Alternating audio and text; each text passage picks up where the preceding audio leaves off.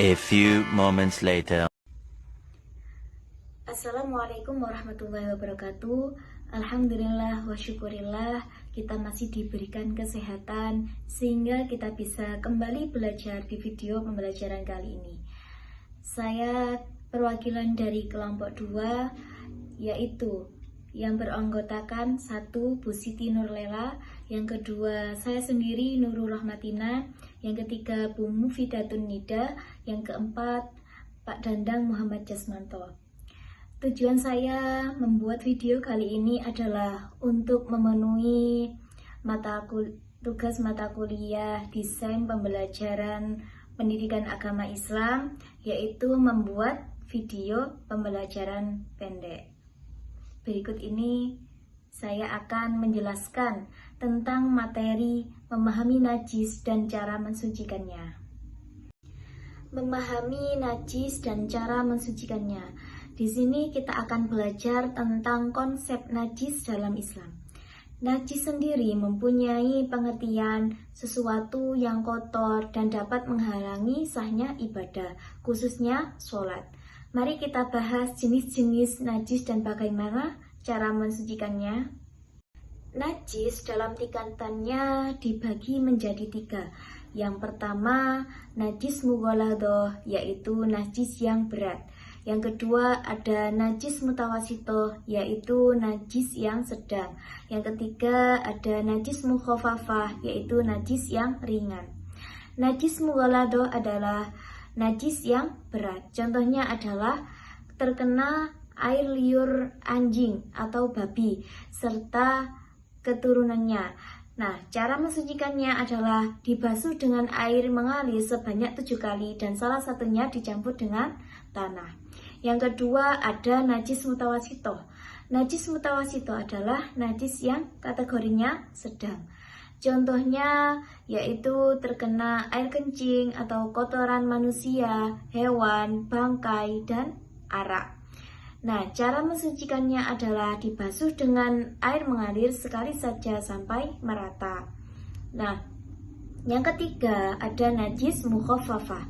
Najis mukhafafah adalah najis yang dikategorikan ringan. Contohnya adalah terkena air kencing bayi laki-laki yang belum berumur 2 tahun dan hanya minum ASI. Nah, cara mensucikannya dengan dicuci dengan air yang disemprotkan dengan merata sampai najis itu hilang. Kemudian di sisi lain najis dibagi menjadi 2, yaitu najis ainiyah yang masih berwujud dan najis hukmiyah yang tidak berwujud. Contohnya najis ainiyah yaitu kotoran manusia, darah haid, air kencing basah, bangkai hewan, atau najis lainnya. Nah, cara mensucikannya yaitu baik secara fisik hingga hilang warna, bau, dan rasanya. Dipastikan itu sudah tidak ada. Kemudian yang kedua ada najis hukmiyah yang tidak berwujud. Seperti contoh bekas air kencing, bekas jilatan anjing, bekas darah haid.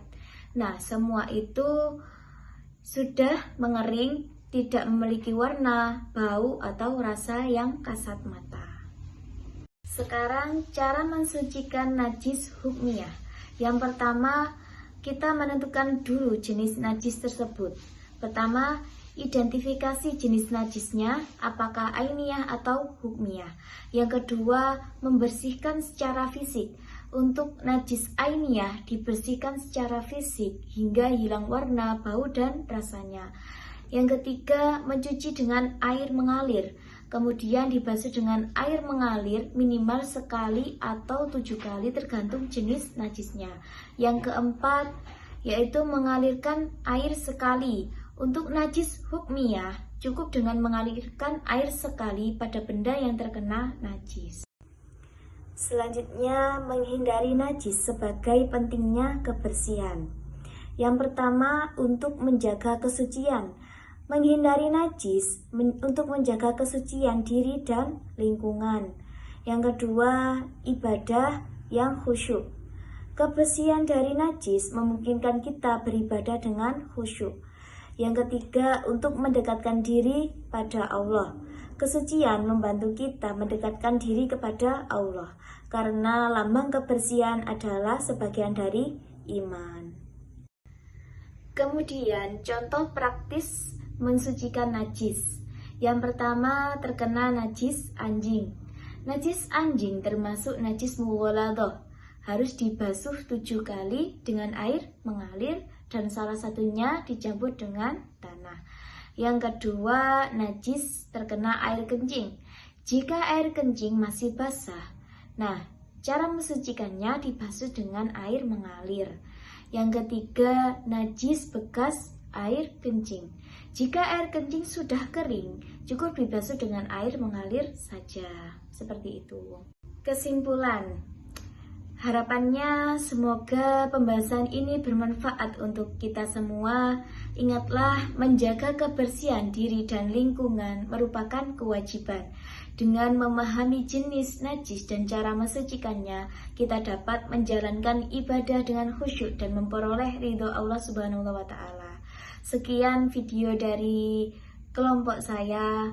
Saya pribadi sebagai penyampai materi, apabila ada kekurangan atau kesalahan dalam penyampaian, saya mohon maaf yang sebesar-besarnya. Akhirul kalam, wassalamualaikum warahmatullahi wabarakatuh.